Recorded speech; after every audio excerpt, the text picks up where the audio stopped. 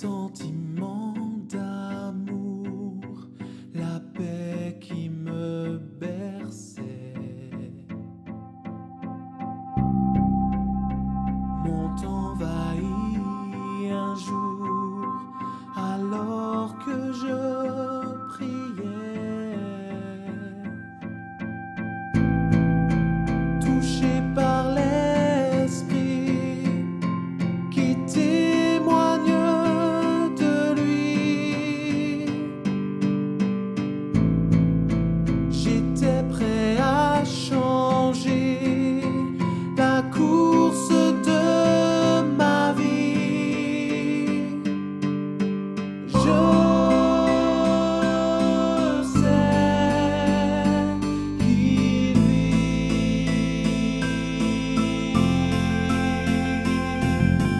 Je sais qu'il vit.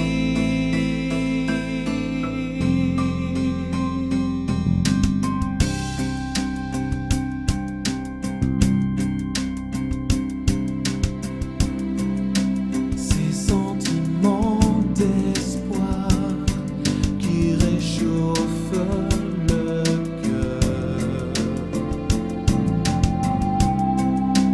m'ont amené à croire en notre Sauveur.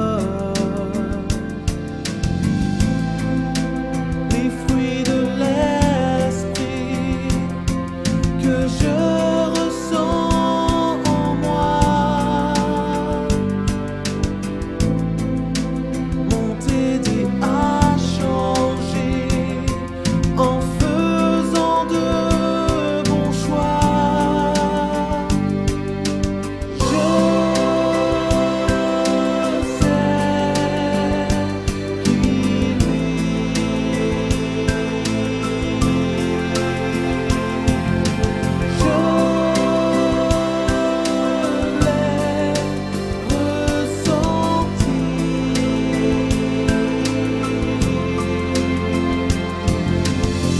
Ces sentiments ne trompent pas, je les ressens si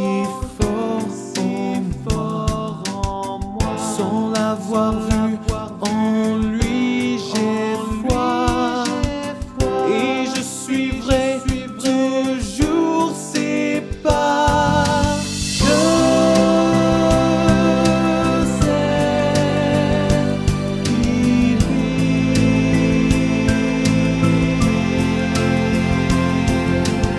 Je l'ai ressenti.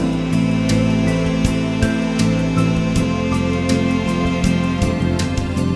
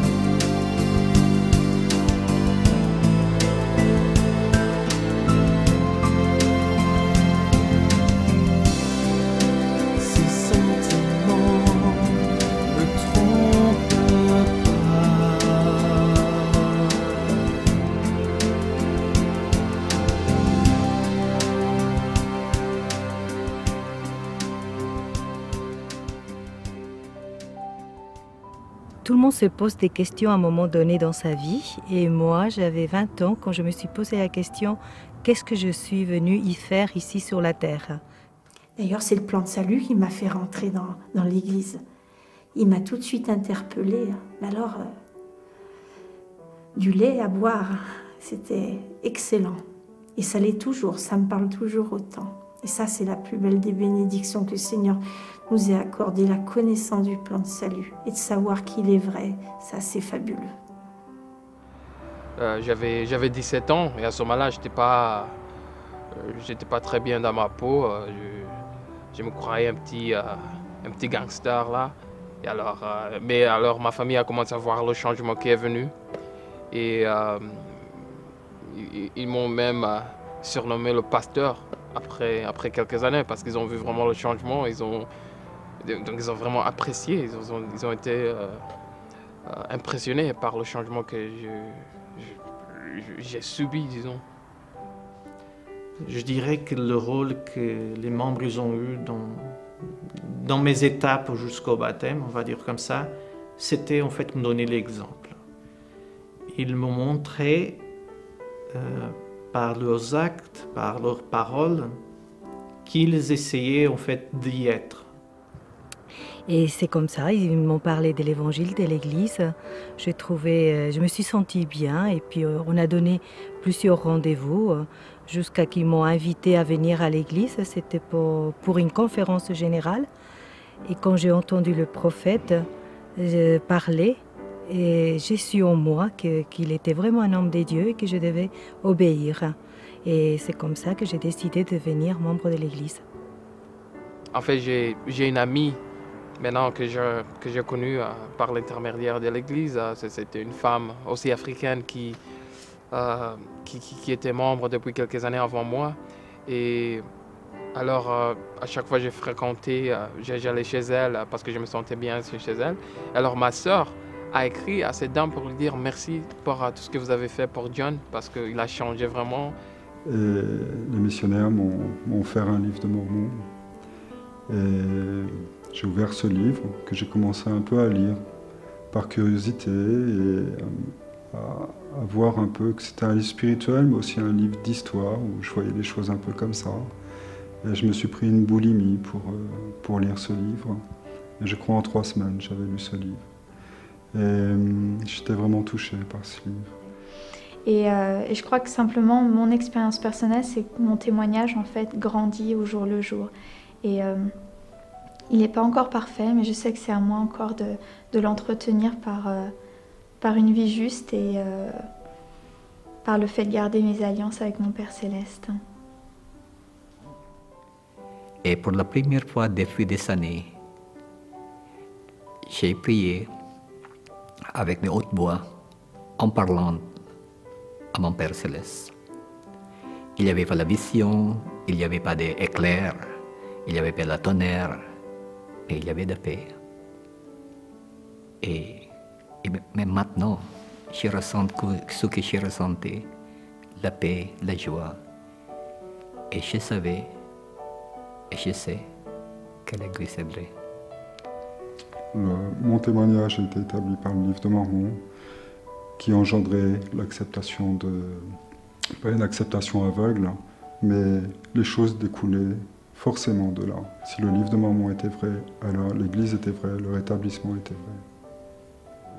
Pour moi, ça m'a donné une paix, une tranquillité que j'ai toujours d'ailleurs en sachant que nous avons un Père Céleste qui nous écoute et qui nous soutient dans les moments difficiles que je n'avais pas auparavant. Et en partant, ils m'ont dit une phrase, une seule, qui a été « Est-ce que vous savez que la famille est éternelle ?» Et ils sont revenus que la semaine prochaine. Et je vous assure que pendant toute cette semaine-là, je n'ai pas arrêté de penser à ça. Pourtant, j'allais travailler. Mais cette phrase m'avait... j'étais prisonnière, j'avais l'impression d'être prisonnière de cette phrase. Et de me dire, mais qu'est-ce que ça veut dire? Mais quand on est mort, on est mort. Qu'est-ce qu'ils m'ont raconté? Qu'est-ce que ça veut dire, la famille est éternelle? C'est pas possible, ça. Et quand ils sont venus la fois d'après, évidemment, ma première question, ça a été, s'il vous plaît, essayez de m'expliquer un petit peu plus. ça, j'ai besoin de savoir ça. Et voilà comment j'ai découvert l'Évangile. Et le fait de savoir que le Christ a donné sa vie pour moi, c'est le plus grand don parce que je sais en qui je peux avoir confiance. Et souvent, je souffre de certaines personnes de mon entourage qui n'ont pas cette même compréhension, cette même connaissance et qui luttent en fait seuls. Et quand on a la connaissance du Christ, on n'est plus seul, quoi. Et on peut être guidé et on peut être réconforté. Je voudrais vraiment serrer toute ma famille dans la vie éternelle. Je voudrais vraiment les avoir tous avec moi et revoir mes parents et revoir tout le monde.